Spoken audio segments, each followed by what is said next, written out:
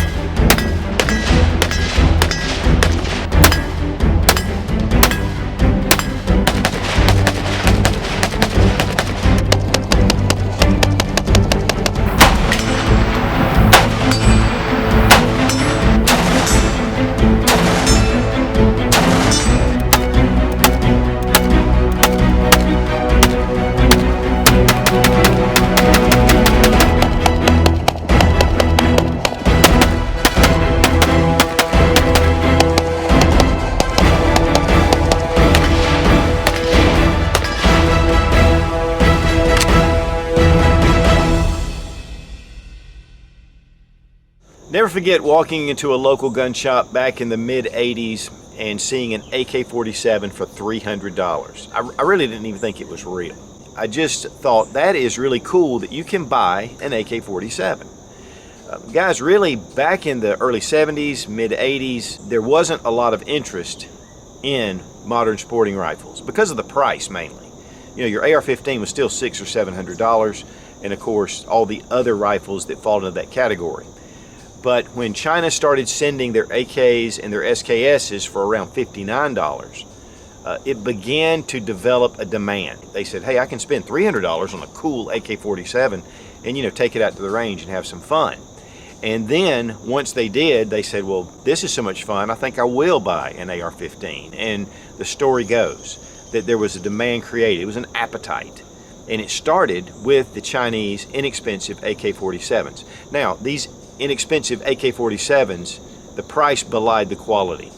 China has always had a really well-developed firearm industry. Now, one of the reasons why, though, the Chinese AK-47 was so reasonable was that the manufacturing facilities in China wanted to keep up their production. They didn't want to lay off people. They didn't want to get rid of it. They wanted to keep that at a good pace. And so they introduced these rifles into the United States just to keep the Chinese workers going. And so that's one of the reasons. Now, there's a number of different types. There were the stamped receivers, there were the Norinkos, the Mac 90s, and they were fairly inexpensive. But then you had more of your Legends and your Polytechs that were milled receivers that would bring more of a premium price. But then we started having a couple of mass shootings, starting in Stockton, California at a school, using an AK-47. And so the government kind of stepped in and said, we need to ban these type of rifles from importation. Because of that, that really started the move toward an appetite for these rifles. And since that time, as government steps in and makes the public known that these firearms are actually available, is what drove the demand up. And now we have a passion for these firearms because they are the ultimate tool to preserve the Second Amendment. And so it was really a funny effect that it would happen that way. And it's one of the reasons why when I see a Chinese AK-47, it just is a soft spot for me. I love it. In fact, my very first AK-47 was a Chinese Norinco in 223. And I love that rifle. It was very inexpensive. I was able to, to get it. Today's prices for Chinese rifles are extremely high. And that's because they just haven't been able to be imported since 1994. Even parts kits, doesn't matter. I mean, they're just not available. One of the things, though, that happens is if Chinese parts kits are in another neutral country for an extended period of time, they actually are imported as from that country. So James River Armory and Classic Firearms found a lot of Chinese AK-47s, Arsenal 66, Type 56, and they were able to import the parts kits into the United States. This is something that's fairly rare, and it's something that just happened. There was a lot of hoops that had to be jumped through. The rifles had to be demilled. They were select fire rifles, and of course the new rifles have American receivers, American barrels, and US made triggers, which makes them 922R compliant, which makes them allowed to be formed into a rifle and used here in the US. These are really nice quality. The Arsenal 66, is it puts out really quality firearms. Type 56 is what all AK-47s in China are listed as because they were introduced into the military in 1956. But so is the SKS. It's also a Type 56. These are underfolders. They have a 16.5-inch barrel. The parts are really in great shape. These are in unfired condition. And guys, again, these surplus firearms, they will only go up in value. And I really want to thank Ben at Classic Firearms for sending the AK for this test and evaluation. Guys, I love AK rifles. I love the history behind them. Of course, these were designed by Mikhail Kalashnikov. And, you know, from that time, there have been over 100 million AK-47s made. It's a very simple, crude, and yet very durable rifle. You know, it's just world-renowned. First thing we're going to do is make sure the gun is unloaded. So we're going to remove the magazine, check the chamber. The gun is empty. It does come with a 30-round magazine. It is steel. I believe these are made in Croatia. I've seen some of them. But one of the things about this rifle, to import or to have a military-style rifle that's been imported, there's a number of parts that have to be changed for you to use a 30-round magazine or folding stock, things like that. And one of them is the barrel, the receiver, and also, I believe, the bolt carrier, and then the trigger group has all been changed. So that's 922R compliant, so you can do pretty much anything with this, put different stocks on it, things like that. Now, one of the big things about this parts kit alone is that it does have the underfolding stock. And they did use some of the side folding stocks as well. Typically, with the underfolders, they do not have the spike bayonet. Now, to deploy your stock, there's a button right here. It's checkered. Just press it in, and then the stock just comes all the way around. You'll notice that it did go over the 30-round magazine. We can bring down the stock, and then we're ready to go. If you want to bring the stock back, press. You want to straighten out the stock. Then it closes down right here, fits right under the handguard. If you ever shot a rifle with a wire stock on it, you know, they're not super comfortable, but when you put this against your shoulder, you don't necessarily rest your cheek on the stock itself. And it's curved enough to where it really kind of gets your sights lined up. But I really like it because it's super compact. But again, guys, one of the big things about this rifle in itself is the parts. With these kind of parts kits, they're very difficult to find. And again, they've been banned, you know, since the mid-90s. Now, according to James River Armory, they tried to make this as close to the original as they could. Now, it doesn't specify where this parts kit came from. There's a number of different countries that it could come from. There's some that think it may have come from Albania. There's other nations that deal with China, especially around the Pacific. So we don't really know, but they were kept in climate-controlled temperatures. And they were there long enough, again, to be timed out. And that's what allows these parts to be imported, according to U.S. importation laws. And guys, that's what really makes this rifle special. Because of the Chinese parts, they're just going to be a super limited supply. No, this is not an original, and with collectors, you know, you may have not been able to get a hold of a Chinese AK or pay the price for it. And so this could be a nice surrogate. But for me, having a history with this whole type rifle and when they were banned, that's really what makes this one special. And now the receivers are US made. They're 1.5 millimeter, which is a little thicker than a lot of your AKs. So it's a nice, thick, solid receiver. You do have your Type 56 James River Armory, Burgall, North Carolina, and the serial number. There are some that were saying that these should be dimpled, but there were a lot of early model Type 56s that did not have the dimple. So, you know, it's according to what rifles they were demilling. They may have had this dimple. They may not have. That may be important to you, but this does not have it, and it would be on the other side as well. Now, one thing this does retain is your full automatic notch and your semi-automatic notch. And of course, this does have semi-automatic parts, but it's kind of cool. You can bring it down to the full auto and then down to the semi-auto, and it will fire on both. And of course, safe is all the way up. Nice fit and finish. I did look over the rivets. They look like they're well done. The finish itself, I know some of the purists have said that, you know, this should be blued. It's more of kind of a black oxide finish or a black nitride finish because it has a very smooth feel to it. But you can see the rivets. They seem to be very well fit. Now, if you are a builder or if you are an AK aficionado, you know, you can look and see how they are. You know, sometimes people can get really particular. And so I wanted to really kind of show the rifle as it was to see if this is something that you want to buy. One thing too is the sight tower. It's really well done. It is in line. Also, the gas tube was in line, and the front sight. And so I really like that. Sometimes on some of the rifles you find, especially parts kits, they can be a little bit off. But it also has the Chinese markings on the selector switch, which James River Armory actually replicated that. Then also here on the trunnion, we have Arsenal 66 stamp marks and 56 for Type 56. This is added also by James River Armory. And of course, the serial number. And we have a sling adapter right here connected to the underfolding stock, and then another ring for your sling here.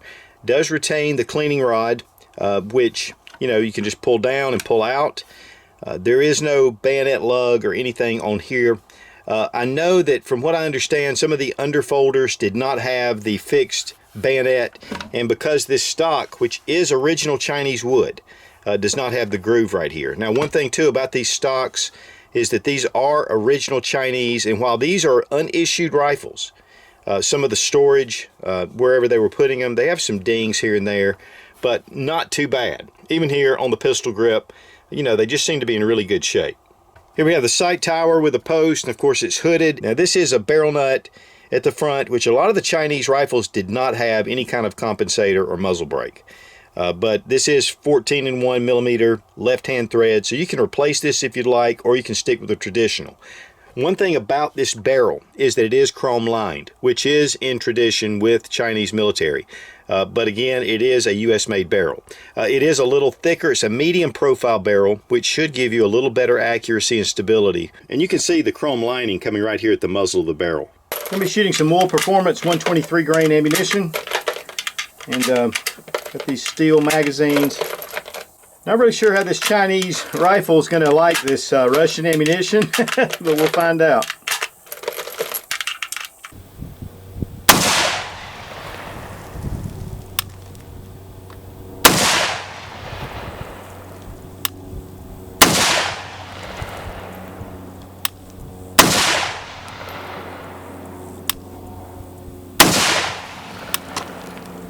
Now at the range, the smooth action is just really nice on this rifle. I mean, the trigger, Tapco G2 trigger, no trigger slap. It was just a very nice squeeze on the trigger. You've got your underfolder, and again at first, that little depression is a little tight. But again, these are brand new rifles. One of the things about an underfolder is the way you shoot it. You don't really put your cheek on the metal. You just kind of rest your chin, and then you look down the sights. The way the buttstock kind of comes down at an angle, it just puts it in that right spot. These are not as comfortable to shoot as a wood stock, obviously, but this is made for a special purpose. It's made to be very compact, and so you give a little to have something different. It goes right over the magazine as we've shown, so and then it locks into place once you set it up. It just handled very well, even with just the barrel nut. The recoil on it was fairly mild. Again, you can put a compensator on there, being 14-1 left-hand threads, which is typical for your AK. But a very beautiful finished rifle, smooth shooting, very reliable. We had no malfunctions whatsoever. It's your typical AK, but if you've never went out and shot an AK, I definitely highly recommend it. I mean, they're just a lot of fun. There's a lot of modern parts that you can upgrade with standard AKs. I would not do that with this rifle because it is a special type rifle with the Chinese parts, and it makes this really a different type firearm. So a lot of fun at the range, but so are all AKs. Now we're going to take a look at the inside. Very well finished dust cover. Have a recoil spring, guide rod, bolt carrier assembly. Pull it right out, and we'll remove our bolt. Now we have our Tapco G2 trigger. This is the non-slap version. It's a very smooth trigger. In fact, the trigger is excellent on here. As far as it's not heavy, there's not any creep. In fact, it fires pretty easily and smooth. Here we have the barrel trunnion, and you see the chamber. And then, just seeing the parts, I mean, they're well finished. And James River Armory does a great job, I know, on their M14s. And to me, this is no exception. This is pretty tight. Of Go ahead and bring this up and around our lever. Very tight.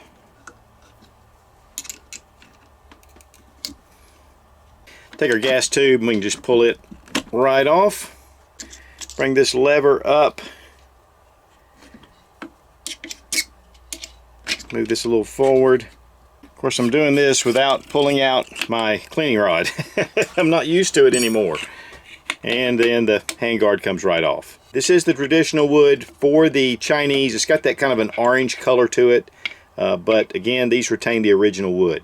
And a lot of other original parts, and there are markings that are all through these. Everything except the barrel, the receiver, and the trigger group should be Chinese made. Put our handguard back in. Bring that lever around. Drop in our gas tube. Bring our lever down. Man, that lever's tight.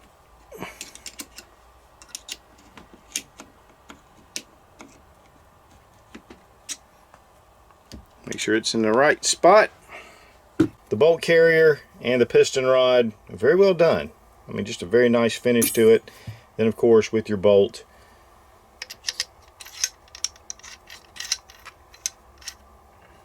And now we're going to put our bolt and bolt carrier back into place.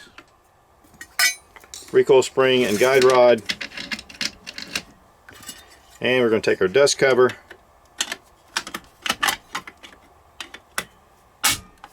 Lock it in. Check. Good to go. Now they do ship with one magazine. They do ship in a nice hard plastic case, which is nice for this rifle. Again, guys, these are not inexpensive, but it has everything to do with the rarity of the Chinese parts. And being $1,199.99, or really $1,200, you know, you just got to decide, is this something that you're looking for? Because they will sell out. I mean, they will sell out because, again, they're just fairly rare and they're going to be hard to find. So guys, if you're just looking for an AK, you know, there's a lot of options out there. But if you really want something special, something that is going to increase in value, I think that the James River Armory Chinese Arsenal 66 Type 56 is an excellent choice. You know, yes, you can find AKs on Gunbroker for around $2 grand that are Chinese made. And you could probably find some lower quality as well, the Mac 90s. But I think for the quality of this, being a very well done US receiver and barrel, but yet made very close to the Chinese specs, I think this is a great piece to own. And I'm very excited to have it. If nothing else, just because of the history and what this stands for with gun owners. This really started the love affair with modern sporting rifles in America. And I really want to thank Ben at Classic Firearms for sending the AK for this test and evaluation. Guys, it was a lot of fun. Classic Firearms is a great source. And if you've not seen our warehouse tour of Classic Firearms, it is epic. I'll have it linked right here. Be strong, be of good courage. God bless America. Long live the Republic.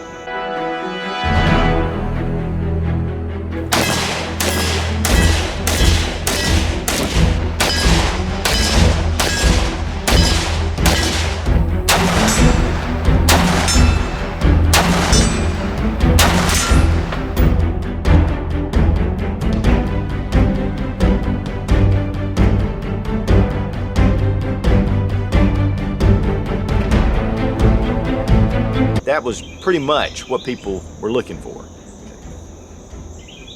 Refurbished or re-oxidized, okay. Have a fixed shake, have our bolt, carrier assembly.